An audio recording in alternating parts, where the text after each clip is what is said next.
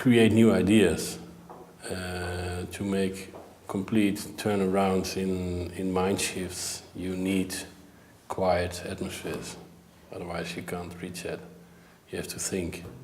And the best way to think is to stand still, not to run. But when you have made that thoughts and your creation, you have to work it out, and that's a military operation.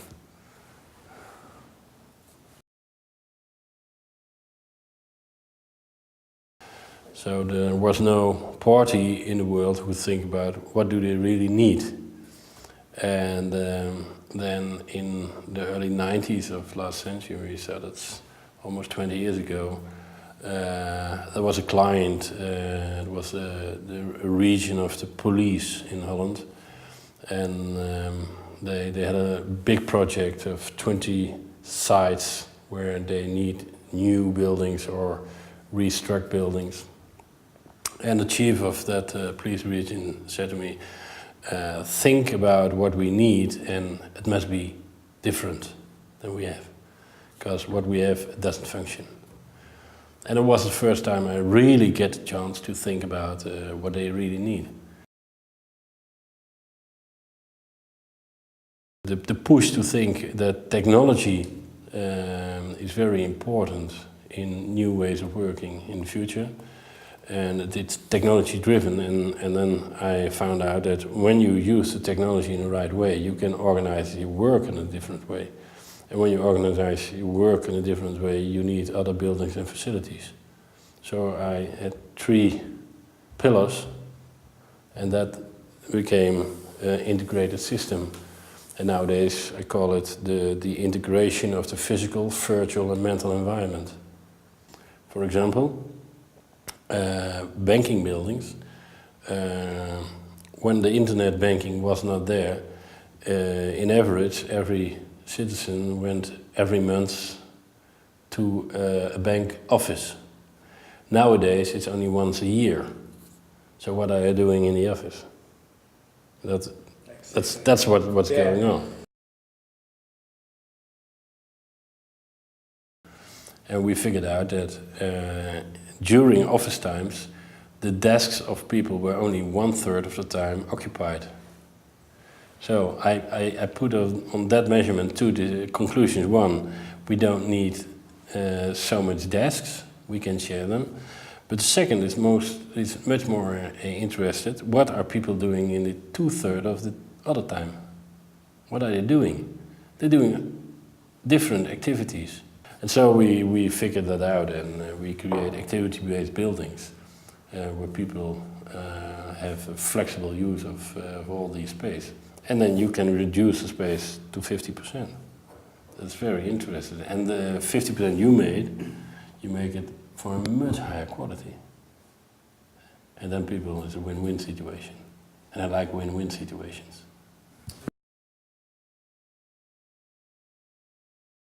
Because when you make organizations flexible and you say to your people, you can choose the place and time to work. We have some boundaries, of course. It's not freedom for all, but we have some boundaries. And you do your job, and afterwards you take your responsibility and your accountability to the company. And that has to do with trust. Then you trust your people instead of you control your people. And when you give trust to your employees, you get a lot back. And that's what happens in Interpolers. And it's magnificent to see how they succeed in this way, in this new culture, because it's a complete culture change. And the interest is that we made a physical environment based on this philosophy, and where trust was written with very big letters. And now, 50 years later, they have new management and a new board, but it's still a success, because the physical environment is so powerful. It secured their new ways of working. You don't need management for that. And that's very interesting to see. We need leadership, and leaders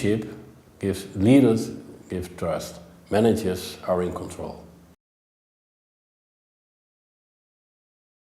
The old-fashioned hospitals has one atmosphere, the atmosphere of sick people, and sterile, it's white, and it's organized from the way the people in the hospital do their work. And that's very complex. There are more than 400 processes. And when you walk through hospitals, you walk through the processes. A lot of corridors, a lot of small rooms, and you lost your way immediately. And I thought, how can we make a turnover in that mindset? And then you make it very simple, because a patient, when he's ill, he goes to the hospital first for diagnostics and analysis. And when they are so far, then you have a consult, and the doctor will speak with you and tells you what he wants to do. And then the third is the treatments, the operation or things like that.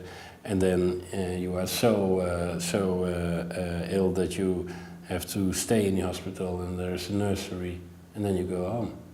So we made a hospital organized around these 4 steps, and the knowledge and the logistics. And that makes it very clear. So you have not 400 addresses in the hospital, only 6.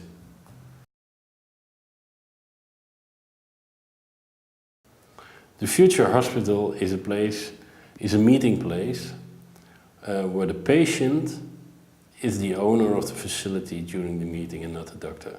So the doctor visits the patient instead of the patient the doctor. And that is a mind shift. But the next step, what's in my mind and where I'm interested to go for, is when you look to how can we work in future and how can we care and cure in future, is how we live in future. So what is the impact of new technology? Because it's technology driven. What is the impact of the new technology on our life? And what do we need for that to succeed in a good life?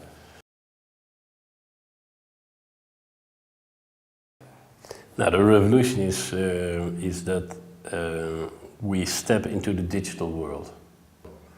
When I wrote my book in 1995, in Holland we have only 70,000 people with a mobile phone. And now we have 20 million. We have more mobile phones than people. So everybody's connected.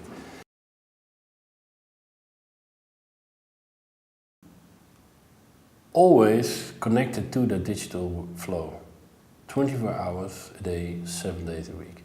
So we are connected with everybody. And what I'm very interested in, and that's no issue.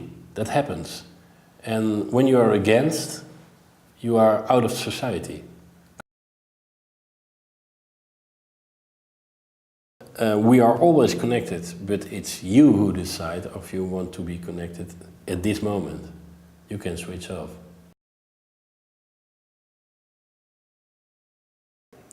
It was a pleasure, and I prepared to do that, and it was very nice to be in the studio this afternoon, and I wish you all very good luck with your study, and I hope you will succeed.